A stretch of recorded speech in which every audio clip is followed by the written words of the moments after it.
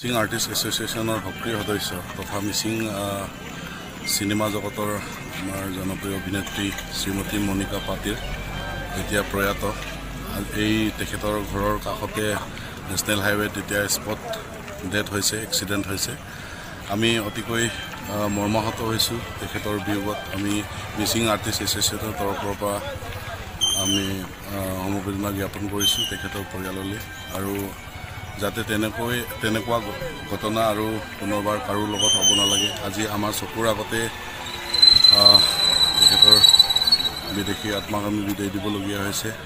বহুত বেয়া লাগিছে। আমাৰ চকুৰ আগত আজি তেখেত নাইকিয়া হ'ল। দুখন বাহনে পাছিঘাট মুখৰ পৰা আহি আছিলে লখিমপুৰ দিশে।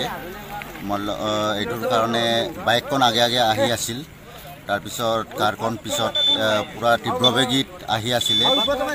অকণমান টাৰ্ণিঙত সোমাবলৈ লওঁতে পিছৰ যিখন বাহন কাৰখন আহিছে, এই কাৰখনে মানে মহতিয়াই খুন্দিয়াই লৈ গ'ল।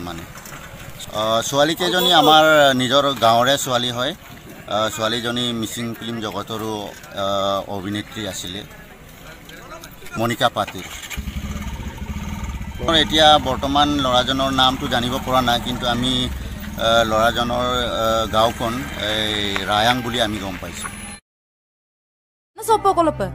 ngom luna lumang tani ngom ay mangam no no sokka gupong kang kusar no may mam na ludung ay da arunga bunya mamur ka munchumonan ngonyeng supag luin ludro supopai ko kemam gaibotten papi ang pigal ka pa salman kaya nolka gerger nang magol dungay amdang mala silo bugiyela